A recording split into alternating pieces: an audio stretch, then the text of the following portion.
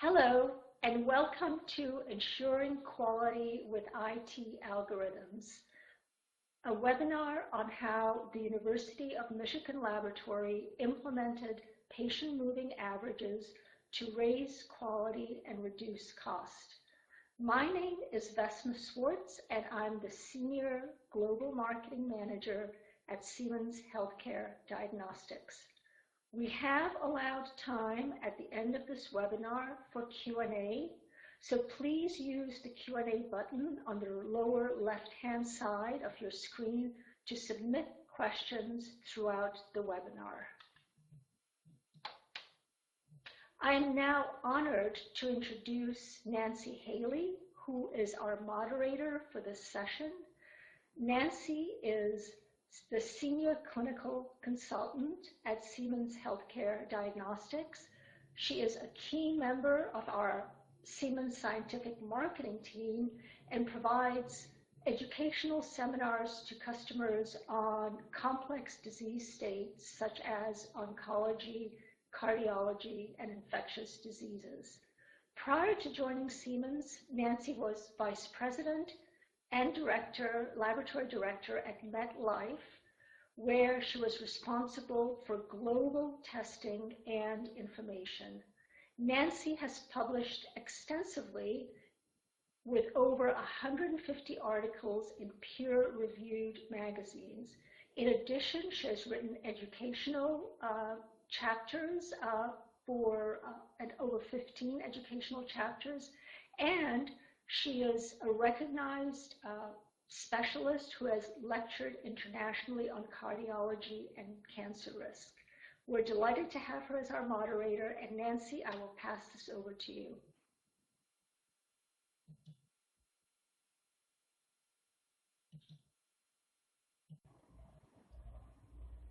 Thank you, Vesna.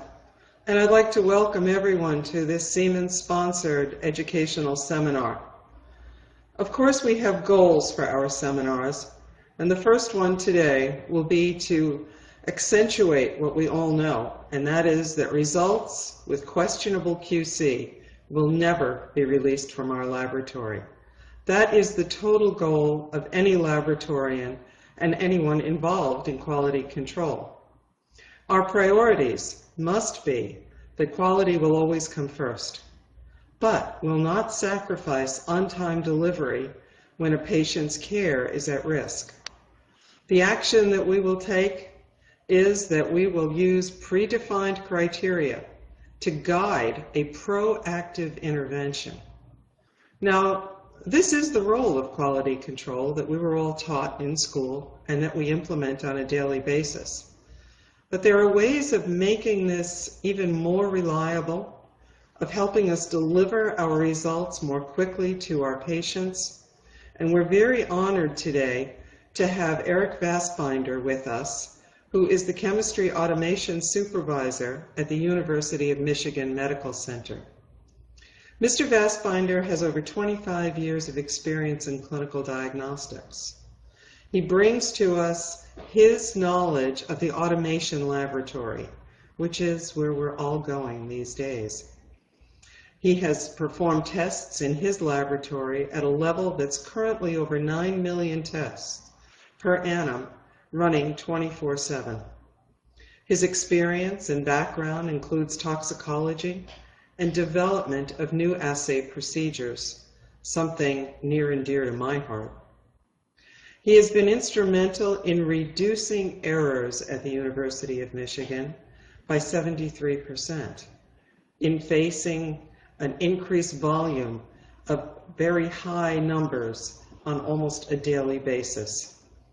He's kept his headcount steady for the past 7 years, something that we all wish that we could do. Mr. Vasbinder holds a bachelor's degree in medical technology and a minor in microbiology from Michigan Technical University. He will be with us today to give us the best information available on improving moving averages. Eric, I'm going to pass control over to you, and I'd like to remind our audience to please submit questions during the presentation, and hopefully I'll be able to address most of them at the end of the talk.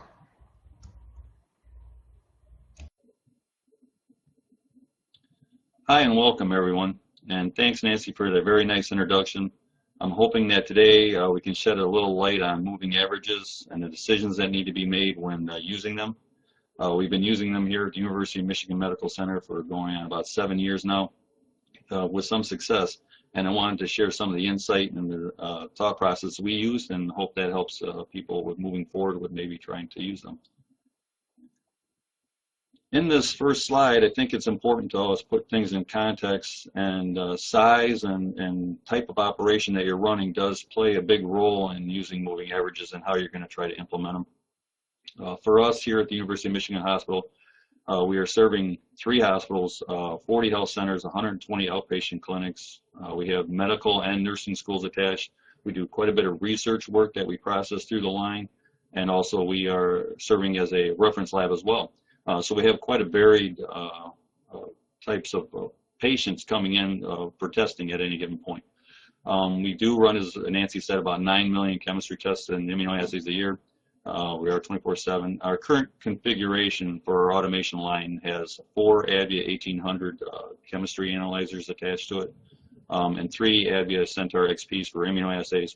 And we've been using CentraLink for the entire 8 years as our middleware. When we talked about moving forward with moving averages, we were facing some issues right away as we implemented automation, and we wanted some help with that. So what we were looking at was we had rapidly increasing workloads. We were running somewhere around 4.5 million assays per year at the beginning when we automated in 2006, and within 6 months we were at about 6 million tests as an average volume. So that was about 23% higher.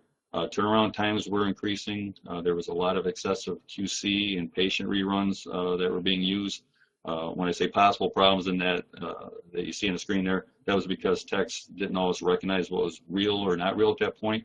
We came off of 17 years of dry slide technology, and they were very comfortable with that. When we went to wet chemistries, they became a little less confident because there is issues involved with that, with water and everything else, and so they ran a lot of things over and over again sometimes as they try to get comfortable with that. There was also responses to issues were delayed, being new to automation and auto validation. There was sometimes issues with trying to determine the size and scope of problems as well. So they were really kind of having some problems, and we wanted to look at some possible solutions, and moving averages was one of the ones we wanted to try.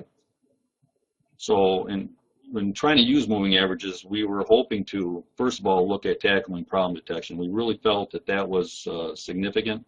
We wanted to be able to find problems as fast as we could, and also work on improving the tech responses. We wanted to minimize issues, obviously. We wanted to shorten that response time and try to not have bad values go out. Also, we were looking to decrease that use of QC and help minimize those reruns to what would be appropriate and not be excessive. And if we could do those first 3 things, we really felt that that was going to improve the overall line operation and improve turnaround times, and we would see just a smoother process completely. So that's what we were shooting for as we went to move forward. Kind of as another thing to put in context, when we look at QC, we're all running QC in our labs. If we look at the types of QC that we run, sometimes that can vary a little bit though, but for us, we're running our daily maintenance QC. Our chemistry analyzers are run full-blown QC twice a day. We have instrument auto-generated QC, so our Advia chemistry systems are running QC at pack switch automatically from QC that's held on board, and that can fire off at any time of day. We have issue-generated QC where techs may think that they have detected a shift, or maybe they think there's a possible problem, and we all see that, and that can happen at any time of day as well.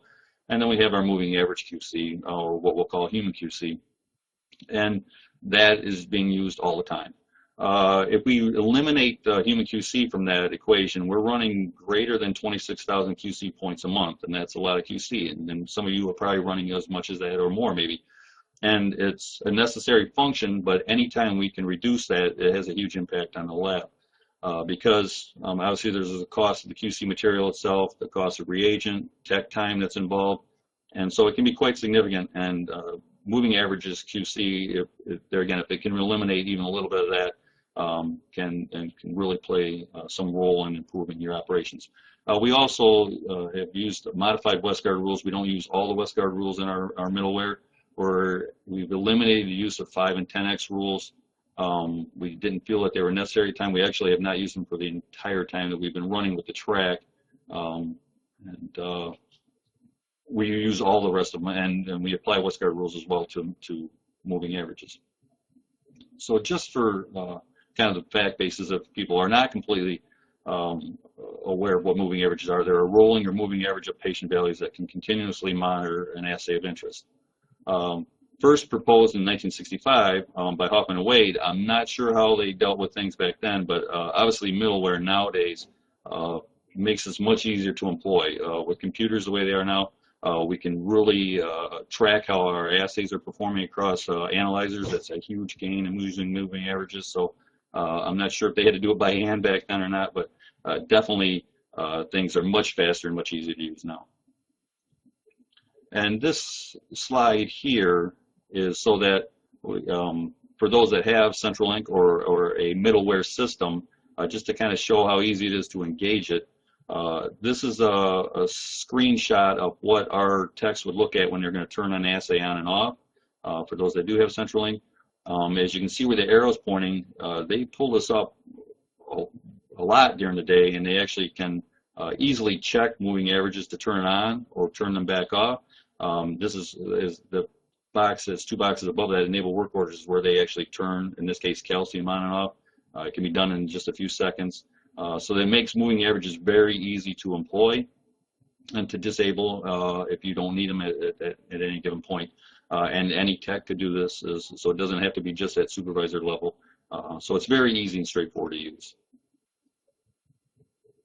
There are 2 types of moving averages that we're going to be kind of talking about. There's audit or undefined, and then there's a defined where we would actually apply a set mean and an SD. When we look at the audit, as you look across at vitamin D there at the top, you can see that we're not generating points on a graph, but we are developing or generating string values, which you can see there, which are the actual average of the 50 patients. In our case, that's a 50 patient point size that we use. So you can see at the very top one there is a 24.96, and that would be that average of 50 previous patients. More importantly, or as important I should say, we are also generating a timestamp, and that's at assess time right there. That tells me when that point was generated. And this is very important as we utilize them for troubleshooting purposes, or to be able to determine when points happen and when things have deviated. So timestamps are very important. As you can see, you're seeing it's called human QC by lot species. That's why we kind of call moving averages or human interchangeably. One thing about vitamin D, and this is where there's a great gain in moving averages, is, for example, right now currently we have a new, like a modified vitamin D assay that has been given to us. We've been using it now for several weeks. We have been auditing vitamin D for actually the past 2 years and continuously. And so there was some concern by a neighboring facility that contacted us and asked if we'd seen any kind of shift when we changed into that lot. And I was able to quickly look within just a few minutes, 5 minutes, to look back at the previous 2 weeks before we engaged, see what the averages were run, look at the 2 weeks since we've been engaged, and tell that there was no impact whatsoever. Even though QC had shifted a little bit, the moving averages for the patients had actually elevated slightly, which was normal for this time of year. Actually, in Michigan, we are getting a little bit more sun now, a little warmer weather, so we're going to start seeing those values increase some. But this is where audits actually play a great role. In the defined, as you can see down below with calcium, we're actually generating points on a graph and using a Westgard graph there. And we can actually, at that point, because we're using set means and SDs, we can generate flags or failures using Westgard rules. And we're still generating those string values that we can see, and we can see the timestamps as well. But that at that point, that's the gain, and that is that you can get a reaction from your text and stuff. So there's 2 types there that we'll be talking about. And just again, to show how easy it is to kind of modify things in here, this is the screens that we would pull up normally to set our means and SDs for, in this case, we're looking at calcium, and so this is where I would normally go in for my normal QC adjustments. And as you can see, the line that's kind of highlighted out to the right, that's calcium, human. And so I would just right-click, bring up this box, put in a target and a deviation for 1 SD, and say OK, and that would employ it immediately. At that point, your 50 points would be generating with the Westgard rules applied to it. And this only takes a very short time to do this, and it's very easy to go in and modify it again and again as you need to. So it really is a great tool to use so that you can make adjustments and you can improve upon your processes as you have more data to work with and refine it to what works for you. So just kind of wanted to show how easy it is. It's very straightforward. It does not take a lot of time to learn how to use this. There's a lot of decisions, though, that we want to look at when we're using moving averages. And some of these are going to be intertwined into each other. But to kind of real quickly, what we're going to be talking about is audit versus define. What is the goal that we're trying to achieve with moving averages? We don't want to just generate data for nothing. We want to be able to use it for something. And we're already kind of overwhelmed in today's society with the amount of data that we're given. So we want useful information. What assays are we going to monitor? Do we monitor them all? Do we monitor just a few? That's something to look at. What patient populations are we monitoring? Are we talking about a mixed population from a hospital? Are we talking about a reference lab population where it's more outpatient type work? Those can have impacts. What size to use for each point? How big? How many patients do you want into each point? Is going to have a lot of impact on how things are applied. If defined, how tightly are we going to monitor them? So how tight are we going to make those SDs? When do we want the responses to occur? Do we want absolute failures? Do we want flags? So that's something to look at as well. And how are we going to react to that information that we gain? That's really one of the most important things. I'll kind of reinforce that at the end of this as well, that we're generating this information and we want our text to react accordingly to how we want them to, what we want them to do with it, and that will help with the whole process and improve the quality of the results that you're putting out. So we'll be looking at that as well. Now, in looking at an audit versus a defined decision, first of all, for audit, as we kind of had said in the previous vitamin D example, that it gives action points for possible issues. We got those timestamps. It allows for instrument-to-instrument comparisons to monitor operations. I think that is one of the biggest gains in moving averages for me.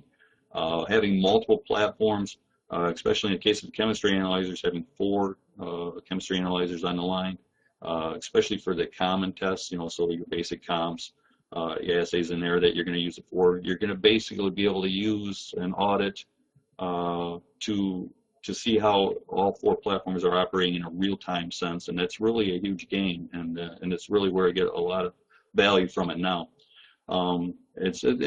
Audits are a passive monitoring. They don't really require responses. So as you saw, there was no action points in there, or no dots, I should say. So there's no engagement of Westgard rules. And so this makes it easy to start here when you talk about moving averages. I would suggest starting with audits anyway. That's what we did as well. You kind of get a feel for it. The techs don't have to be trained at this point. You can just turn it on, kind of see what kind of values you can generate. And then you can make decisions from there and apply some of the decision tree to how you want to refine that then. In a defined moving average, we're getting as well the instrument comparisons and the action points that we were getting from the audit, but we're getting those QC notices and we're holding results if it's severe enough. That's really a huge gain when you decide to make that jump to defined. Not every assay may be perfect for that though. And techs are going to be actively engaged at that point. You're going to have to train them somewhat to how the response is going to be. You're going to have talks with how you're applying it. And so, not that it's a big deal, but you definitely want their involvement and make sure that you're all on the same page as you move forward with define. We actually use both, and we use some assays for audits and some for define. That's something, as we talk more about some more decisions here in a second, it'll make a little more sense as to what you would choose. This is an example of a chloride audit in use. And this is really how I like to look at it in terms of, this is looking at all 4 of my chemistry analyzers, looking at chloride over a 5-hour time frame. It's moving from top to bottom. We're moving through in a linear fashion through time. And you are seeing an audit of chloride being applied at the same time that we're seeing real QC being generated by the techs as they are doing different operations on the system. If you look at to the right-hand side in the blank spaces where you don't see the dots, those are your audit points. And as we kind of look over to the string value, you can see that the 4 analyzers, as you move around down that list, are generating 105s and 106s. So all 4 of the analyzers are generating moving averages within 1 of each other for chloride. And actually, as you move forward with moving averages, you're going to find out more than you might think that your assays are going to average out very close together from point to point. It is actually very amazing and makes it very good for being able to track. So right there, I can kind of tell all 4 platforms are operating exactly the same at this point. We also can see that the real QC being laid out with it is within plus or minus 1 ST for the most part. And so if there was any question about chlorides right now, I feel like the analyzers are operating correctly. I have a very good confidence in this. The techs do as well when they look at it this way. But it's very easily to modify this. You could just see the audit if you want. You can just see the human QC. So you can play around and have what you want. You can click on the different columns and move it around so you don't have to see it stacked out in this kind of time fashion. But for me, this is what works best. So just to kind of give you guys an idea. Now, when we talk about what assays to choose, probably the most important decision in that question is not on this list, and that would be what assay is giving you the most problem. And that's where we chose to start with. We decided to get the most bang for our efforts right away, and that was to go for, in our case, calciums. When we went to wet chemistries, we had a different water system than we do now. We had quite a few pH changes that were happening from day to day. We were seeing our calcium values drift and needing to be readjusted, recalibrated, or blanked to control that. Before we really kind of had an idea with moving averages that was kind of creeping up us at times, and the techs wouldn't notice the shifts happening. And then by the time they did, they'd have to go in and make corrections. So we just started to tackle calcium first, and we started with an audit, and we did it for several months, and then kind of looked at how we were responding to them, and then made decisions from there. But some assays may be too broad ranged when you're looking at your choices. When we talk about tumor markers, enzymes, you know, in the case of C125, maybe you have patients that are coming in and they're in the hundreds or maybe low thousands, but then maybe you're going to intermittently have a patient that's 125,000. And if you're trying to use a defined range, then you may see these large shifts occur that may cause techs to be alarmed when it's really just a normal patient value for that patient. Not a good value, but still that is what it is. You know, the same thing can happen with the enzymes. There can be a lot of movement. So some assays may work to audit. They may not work to be defined. And it is definitely kind of an assay by assay case. When we look at calciums or sodiums, or really most of your normal basic and comp assays, usually here you have much tighter normal ranges, and so it becomes much easier to set a defined range. And both calcium and sodium are audited in a defined value by us continuously, actually, over the last 6-7 years we've been doing that. And they work very well, and we were able to tweak those ranges and get the proper responses we wanted from the text from them. And so they're very helpful in that way. But that's definitely what you want to kind of look at. You know, some assays you may say it's just not feasible or giving you the data that you want if it's too broad range. Now, how frequently are they performed is another question to kind of look at. In our case, we run about 25 CEAs a day, not that many. We're using a 50-point average, and if I was going to generate a point every 2 days, does it really give me a lot of value to know that 2 days ago I might have had a problem? On one hand, you could say yes, it's nice to know that, but in a constant, real-time kind of sense of trying to be able to resolve issues, is there a lot of gain from it? Vitamin Ds, on the other hand, we run about 250 a day, quite a few, and I can generate 5 points a day, 5 or 6, it depends on the day, and I can kind of compare across platforms. I have 2 platforms running that assay, and I get more, like I said, a real-time sense of what's actually occurring. And that last question, are they on one or multiple analyzers? As I kind of stated, for me, I like the assays that are on more analyzers. They function very well on one, but I get more value when I'm applying them to the multiple analyzers for that real-time sense of what's happening with the instruments. In patient populations, this is where a reference lab would have one complete type of population normally, where in an outpatient world, they're going to be much more consistent, much more easily adapted to having defined ranges for more assays. When we talk about a mixed population in a large facility like we have here, then we have some issues that occur. And inpatient versus outpatient is one of them. Calcium's a perfect example of this, in that in the morning, we average around 7.5 to 9.0 milligrams per deciliter for the calciums, and so on the low side because of dietary restriction, et cetera, illness. But then in the afternoon, as we get our outpatient work, our reference work starts coming in, then we start averaging 9.0 to 10.5. So how do you apply that then in the sense of, say, a defined range, which we have done? Took some time and some effort in tweaking with it, but it applies very well now. But that's something you got to look at, because those shifts as they occur may cause failures or flags to occur, and have your techs reacting to them in a defined sense. Maybe an audit works better, but in our case, defined worked very well, and I'll show you an example in a second here. But as far as ERs and ICUs, here's where we're starting to talk about, again, with certain assays, that you're going to have patients that are going to have very high values or very low values, as they're obviously much sicker. Or ill. These values could generate flags in a single patient. Maybe they could be that extreme, and so how do you want to react to that? And there again, defined versus audit comes into play here. Is it's an assay that if you're going to have a lot of these, is that going to cause a problem or not, or cause an excessive amount of tech response?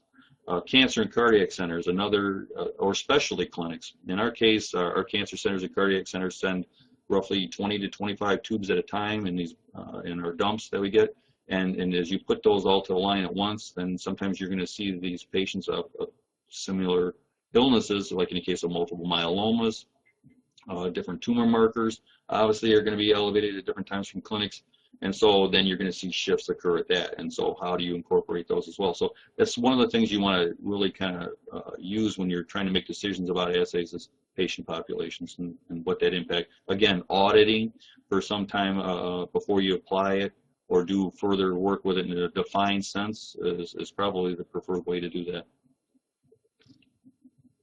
This is an example I was talking about for calcium varying between shifts. We initially had tighter ranges and had more issues, but here you can see at this point we're applying a 9.1 target value to calcium.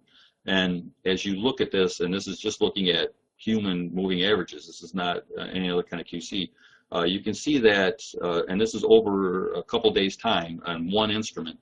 You can see that in the afternoons, as we get in those 2100, 2300 time frames, as we're getting all our outpatient, you can see the dots shifting to the right as we generate 9.4, 9.5 averages. And then but you can also see that in the center there, you can see that in the middle, in a morning run where it's all inpatient primarily, that we generated 8.8.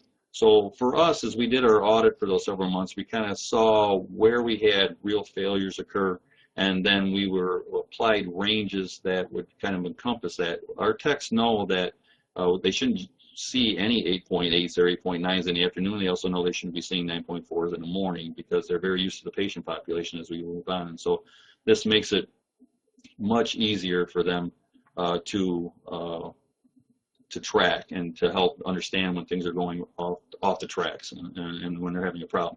So it's very useful in that case, but like I said, for different sites you may want to do different things. But for us, calcium works very well in a defined range. What size should each average be? We're using a 50-point average for us that has worked well. It'll make sense here in a second as we talk about this. But if it's too small, we have an issue with that, in that they may overreact to a single point deviation or patient deviations or shifts in population, as we were kind of talking about, from your clinics and things like that. There's also the issue with critical values and very extreme values are normally repeated, and if you repeat them, if one patient's possibly going to cause a shift, then maybe that repeat, if it's the same analyzer or moving to a different analyzer, may cause more concern from the techs. as it may push the point higher, it may cause another instrument to flag, and then they start chasing wildfires here that aren't really true. So it's important not to make it too small. Again, it's something where you really kind of play with. If it's too big, it may take too long to generate, much like we talked about if the number of samples you're performing are too small, that takes you days to generate. Same kind of thing here. It may take too long to generate a point so that you don't respond fast enough to an issue. We don't want them to underreact to issues as well. We want that quicker response. So I definitely would suggest that when you first try to move forward with moving averages, that you look at your audits, and you could try different sizes. You could maybe try a 25-point size, and then maybe after a week or two try a 50-point size, and kind of see what the impact is on those averages that you're generating, the actual numbers, and how fast things are happening. And then you can make decisions from there. And at some point you may be able, and different sizes as well. I think the size of the institution would really play a role in this as well, that smaller institutions could use smaller point sizes. Larger institutions that are pumping through values much faster are going to want those bigger point sizes. For me, at a 50-point size, we're generating a point about, in our busy times of day, around every 35 to 40 minutes or so.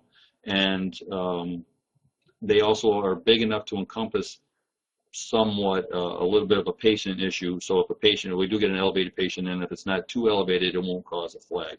If we get an extreme patient in where there's been an issue with a contaminated sample or something, obviously it is going to generate something, and then we would investigate that. Deciding on appropriate standard deviations is very similar to the point size issue, in that too small or too big is going to cause some concerns.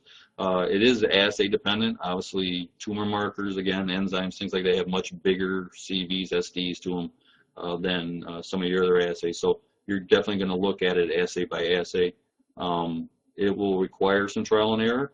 This is where the screen I showed you where you can apply your SDs and means comes in, because once you've generated a few weeks worth of data, it's very easy to go in, apply a mean and an SD, see how many points failed, say, okay, take note of that, go back in, adjust your SD or slightly, see how many points failed now, and then you can kind of tweak this. So once you have data, it's very easy to go in and manipulate things and kind of perfect what you want to do with them.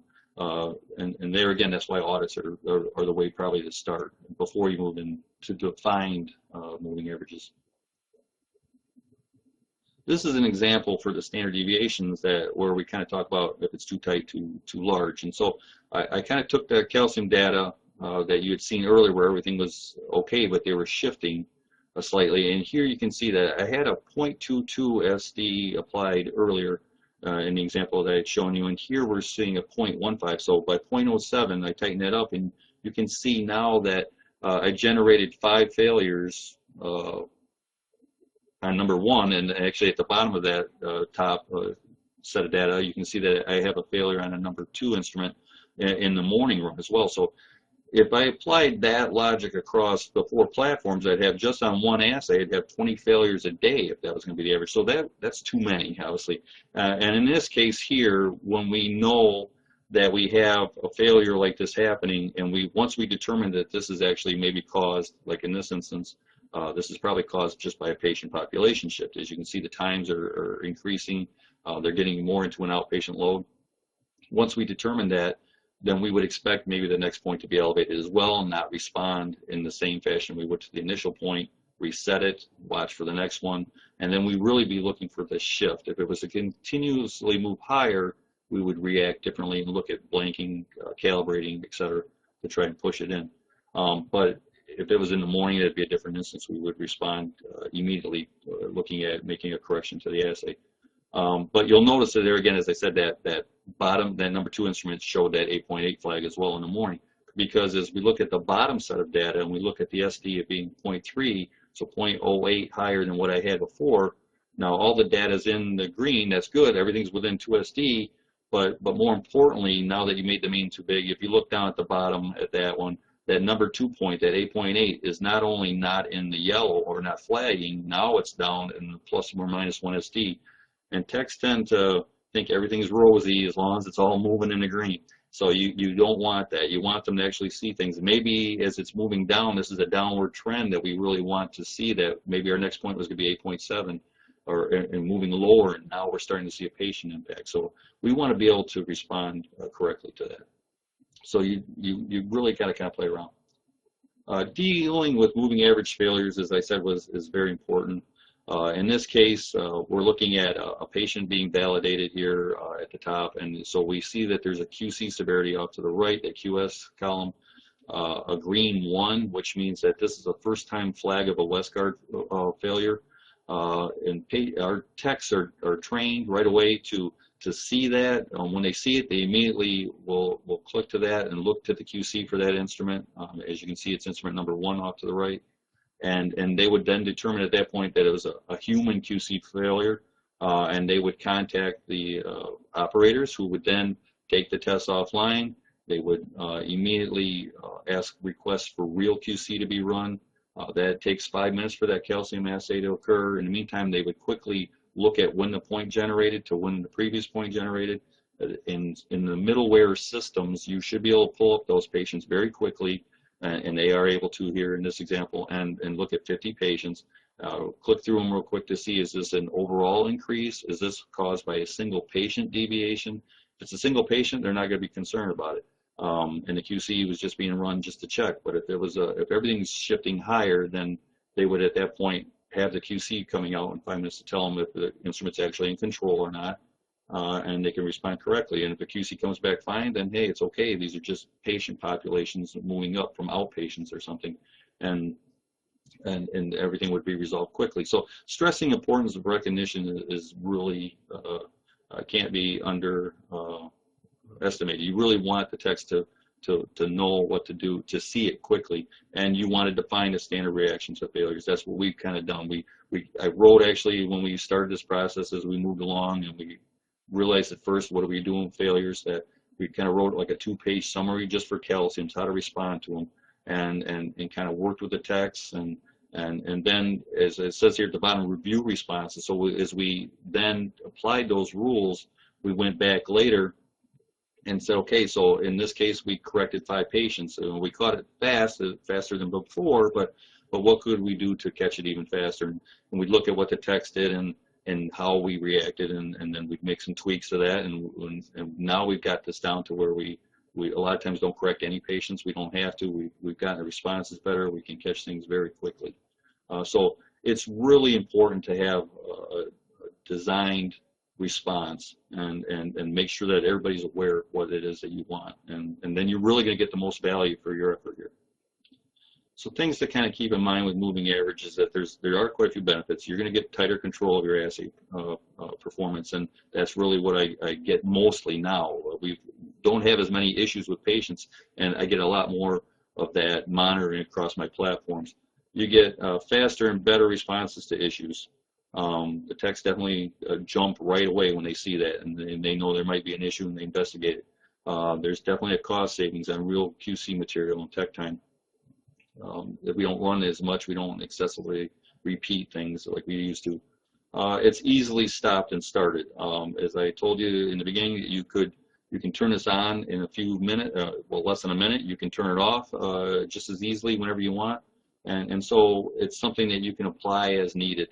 So you can say, hey, ALTs are acting up today. Maybe I want to audit them for a little bit and just kind of make sure that the instruments are somewhat behaving the same, or any assay, and that we use that in that fashion quite a bit, just to kind of see how things are going. But it's really important to note that this is just one piece of the puzzle. Moving averages are not going to solve all your problems or all your issues together, but if applied correctly, it is going to be one tool in your QC belt, your ability to improve your operations, and so if it's well thought out, it definitely is a help. Some effects to remember, though, if not utilized properly, that data overload can occur. As I said, you get that forest through the trees effect, that if you're generating a lot of points excessively and you're not doing stuff, the techs can kind of overwhelmed and get to the point where they won't react properly at the time when it's really needed. And then also, if that whole idea of overreaction to false issues, if the ranges are too tight, You don't want your techs jumping every 5 seconds to investigate things that are kind of pseudo issues caused by a single patient and stuff. So that's something where, again, a little thought in how you apply your defined ranges will go a long ways.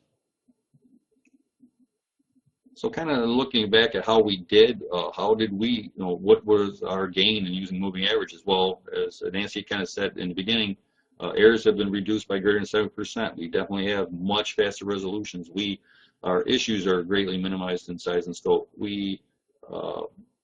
Where before we might have had 10, 15, maybe flags a week when we were applying just for calciums. As we got better with applying these rules and adjusting them and stuff, now we basically have it set to a point where we maybe only see those flags 1 or 2 times a month on just that assay. Our water system has been changed. This definitely played a lot of roles in this too, but the tech response is fantastic when we actually do have those. Even with fewer flags coming, they know what to do right away. They see it. They jump to it right away, and it's been fantastic. Our QC usage has improved dramatically. I can't really give you hard numbers to that, but I do know that we order a year to year and a half batches at a time, and the QC that we use for the automation line lasts now for a month or 2 months longer than what it used to. So that's a big deal for the amount of QC that we use. So it has helped greatly. Turnaround times definitely improved. If you look at those bottom numbers, it's fantastic. The stat, which we want to get our stats out under 45 minutes. You can see in 2006 when we started, and I told you we were having trouble with our turnaround times, that we were only meeting our expectation around 75%, which we were not happy with.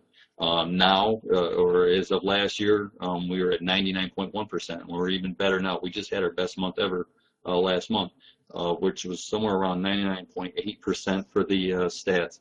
And in looking at that, we initially set failure rates back then in 2006. We wanted to set no more than 5% to be outside of 45 minutes, and we've actually improved that to 3% since then. The techs bought completely into this whole idea of trying to improve things and understood what moving averages are helping. Now, there again, moving averages alone didn't do this, but they played a huge role in helping us move forward.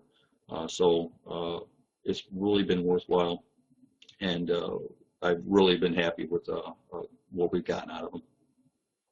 And I kind of want to leave you this before we get back to Nancy here, but this quote I thought was perfect for the discussion we've just kind of had on moving averages. That quality is never an accident, is also the result of high intention, sincere effort, intelligent direction, and skillful execution, and it represents a wise choice of many alternatives. And that was by William Foster, and it definitely plays into all the decisions you have to make with moving averages and the role that it plays and the effort they have to put into it. So I just really thought it was appropriate for this. So I'm going to turn it over to Nancy now for questions.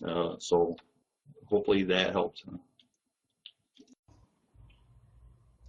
Thank you, Eric. It really did help. And I hope that our audience appreciated the amount of effort that you've put into having these moving averages implemented in your laboratory.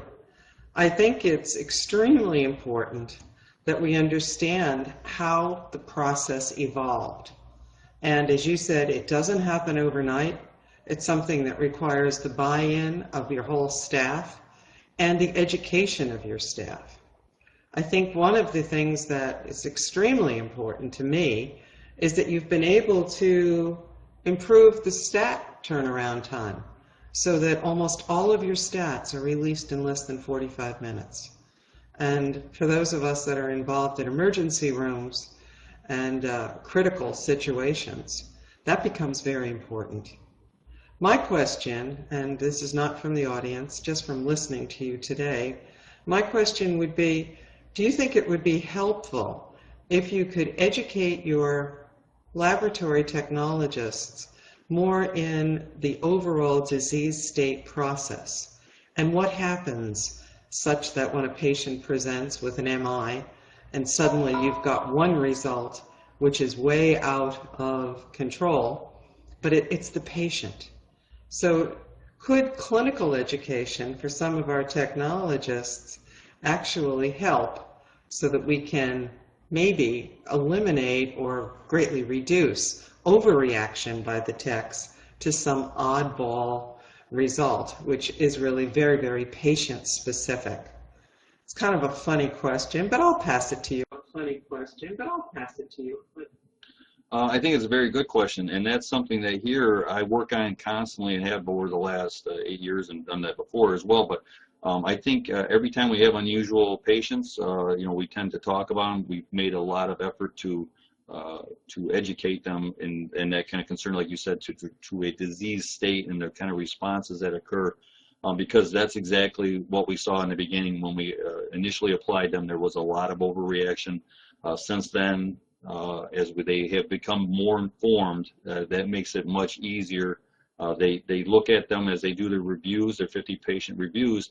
They can see that single patient elevated. They know that's why, and now that's why the response is so much quicker and so much easier for them. And so it really has saved a lot of that overreaction, and it continues to improve daily for them. And so yes, that's exactly what needs to happen. It will overall save you a lot of time.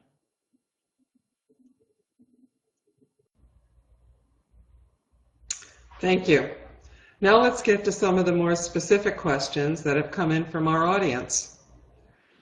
The first one is that you've mentioned that your laboratory uses modified Westgard rules, eliminating the use of 5-time and 10-time rules.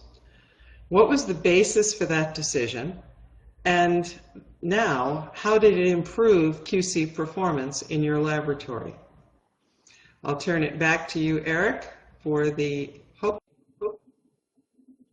Okay, and that is a good question. So for us, with the number of platforms we have and the amount of QC that's being run daily, the issue with 5 and 10x rules is that we would generate the points or the flags maybe too quickly. And because we were already in the beginning responding maybe too much to patient issues that were happening, we wanted to eliminate that kind of flag when that could actually be caused by just a shift of a new bottle being opened up, something else happening. So, and being a very minimal change, but unfortunately with 5 and 10x rules, they're not really able to be refined a lot. So it just knows it's 5 times over the mean and causes this flag to occur. So by eliminating them, that we kind of eliminate some of the clutter. The techs already kind of evaluate that above and beyond the mean or below the mean when they're looking at things, but it just saved on some of the issues. So I hope that answered the question. I will pass it back to you, Nancy, at this point. Thank you. That did answer the question. It answered it quite well, and I appreciate that answer. Well, another question has come in, and it's one that would be very important to me as a former lab director of a high-volume lab.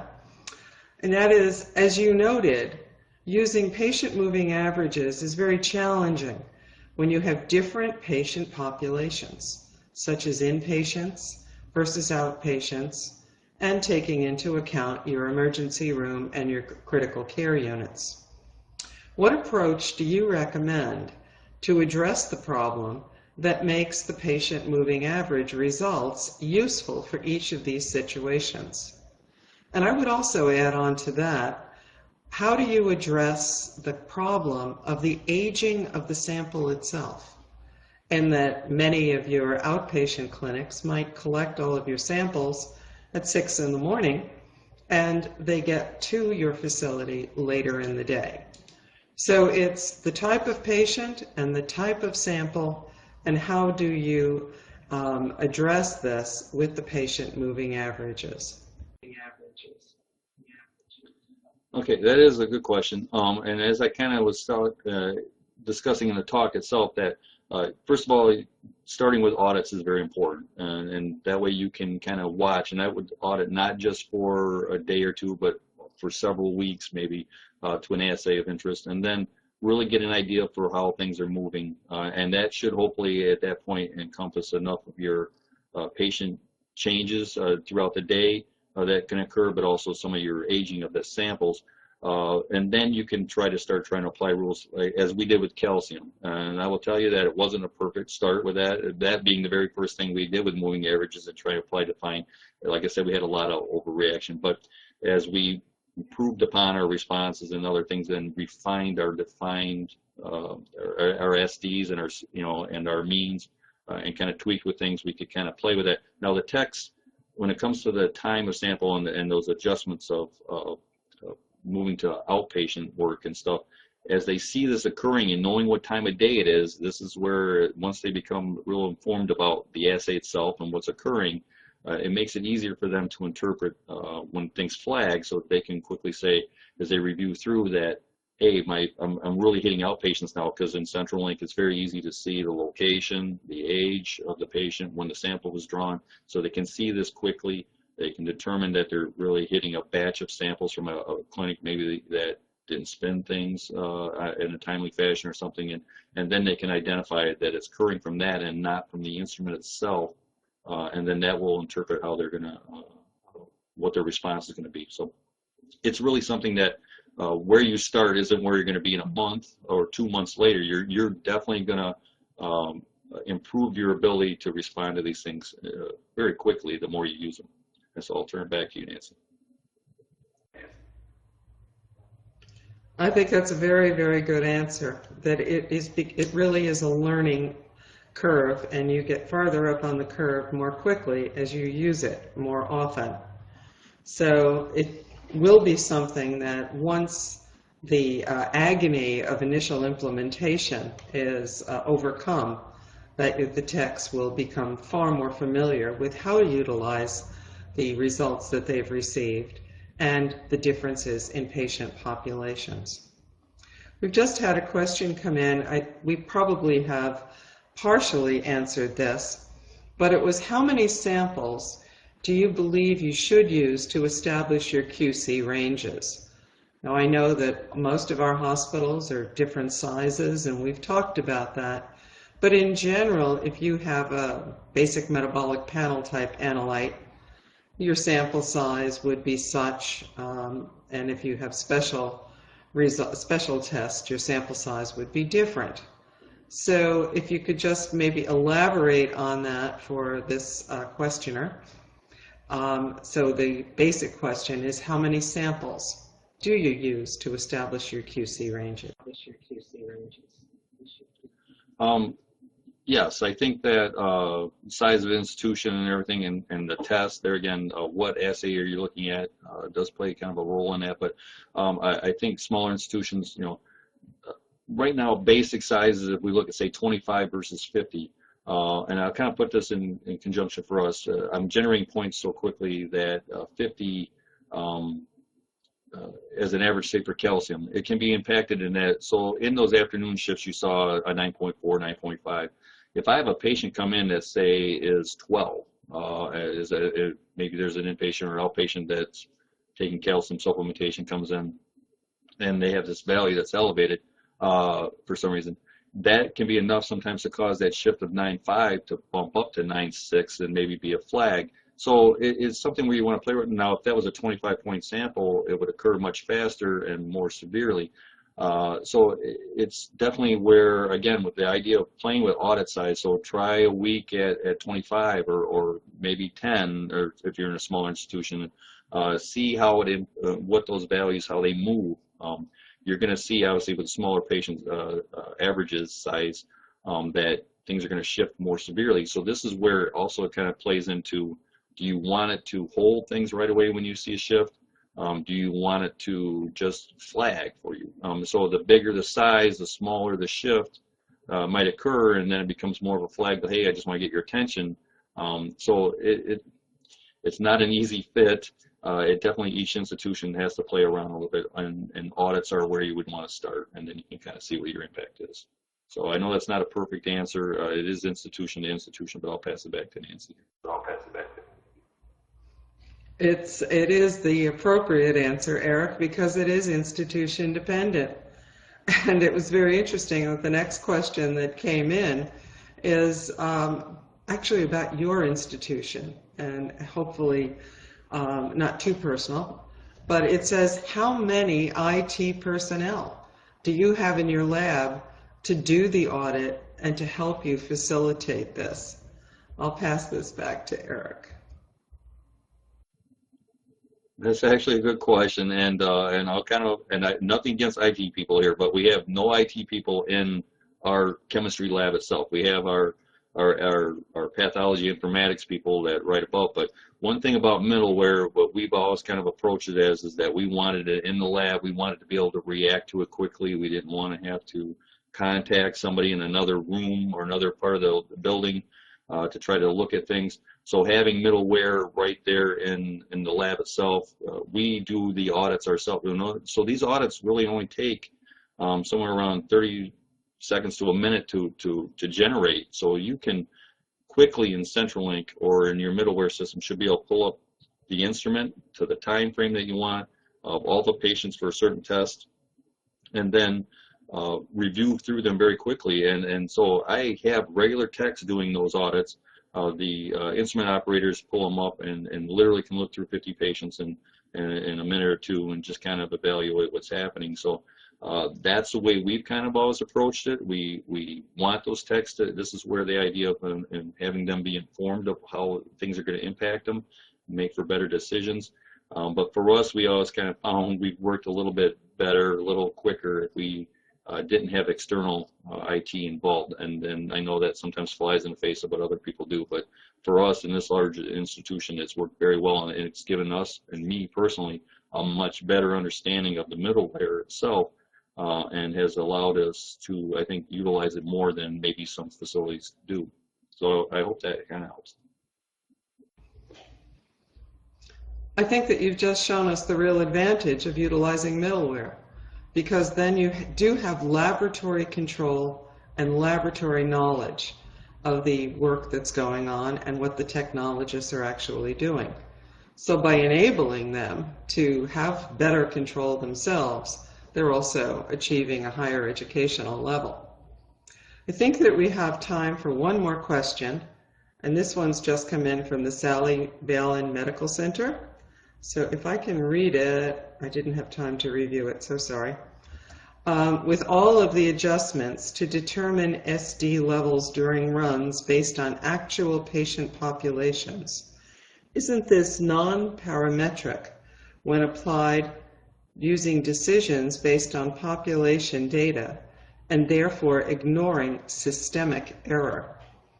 I think you just answered the question, but if you could anticipate it through by looking at the systemic error, that might help a little bit more. Eric, do you have any thoughts on that? Any thoughts? When we talk about systemic error, and that is really the core of when we started using moving averages, what we wanted to obtain. So the idea is that you want to see those values moving, and this is where not getting too big a point is good. You want to see points generate in some kind of timely fashion, but as you see points generating and they start the initial flagging process, it doesn't mean that you have to respond right then. You could set your SDs in such a way that you just want to bring attention to them, and then using normal Westgard rules, if you have more than one failure, then it could hold patients at that point and say, hey, stop. If you, depending on the point size that you have in place, the level of failure will that severity issue can occur to a point to get your appropriate systemic fix in place. So that's why we run, as I kind of told you as we were talking about the calciums, that I have set up the responses that they'll run normal QC right away. We want to know immediately that when we have a flag, do we have a systemic problem? Once we get that QC back and we determine that the instrument is not requiring a calibration, it's not requiring a blank, that it's actually just patient averages that are moving, then that takes off some of that concern, but we are definitely going to pay attention for that next point to come out and see, is it moving forward higher? How is it responding? And so it's really something that, while you're using moving averages in this kind of non-specific way, like in the case of us for the calciums with trying to incorporate inpatient versus outpatient and stuff, you're still going to get the response, the movement that you see. And any audit that you actually run as well, you can just pull it up anytime you want and look at how things are moving, and you can see one instrument start tracking away from another. I mean, it doesn't mean it's failing, but if we just look at it, like in that chloride example, and I see that instrument number 2 is starting to generate 107s, 108s, these higher, slightly higher values, then I'll go in and run real QC. So you don't have to have it set, per se, to to a very specific kind of flag, you can sometimes just look at it in that kind of way and make adjustments on the fly. So I hope this helps everybody overall, give them some idea. I know it's not maybe perfect, but it's definitely a learning event as you go through it, and you'll feel much more comfortable the more you use it. Thank you. Since we just have a few seconds left, I'd like to give you a very quick question, Eric, that's come in from Barbara Stout. And I hadn't thought of it before, but it is kind of interesting, where she says that back in the 1980s, moving averages were used in hematology, but not in chemistry. She's wondering, since she's not in the lab anymore, when moving averages started to be used in chemistry. For us, as I said, we've been using them for about 7 years. Before then, we really had not used them at all. And I think even now, I think there's a fair number of institutions that are not using them very much. So I think it's really more as we move further along here, as the years are clicking by, that you're going to see a much higher use of these. The instrumentation, the computers, everything is now, and especially in some cases, automation itself is driving this more, I think, in the chemistry side, because you can put out so many values so fast that these kind of tools are more useful. So I don't know the specific time frame, but for us, I mean, like I said, it's been 7 years. That's a very, very good answer. I think as we see more hospitals and laboratories utilizing middleware, that we will see more utilization of moving averages. I'd like to pass this back to Vesna so that she can give her thanks to our speaker today, Eric Vasbinder, and any final comments that Vesna might have before we conclude this webinar today. Personally, I'd like to thank you all for staying with us today and for asking such interesting questions. Eric, thank you from me for your participation. Here's Vesna. Thank you, Nancy. And I would like to express our thanks to Eric Vasbinder for a very educational and interesting webinar, which I think has given our audience some very practical information on how they can get started with using patient moving averages. And Nancy, thank you for being such an excellent and graceful moderator. Finally, thank you to our audience. We had some very thoughtful questions, and I hope that we have given you some content that you can go back, think about, and perhaps try and implement in your laboratory.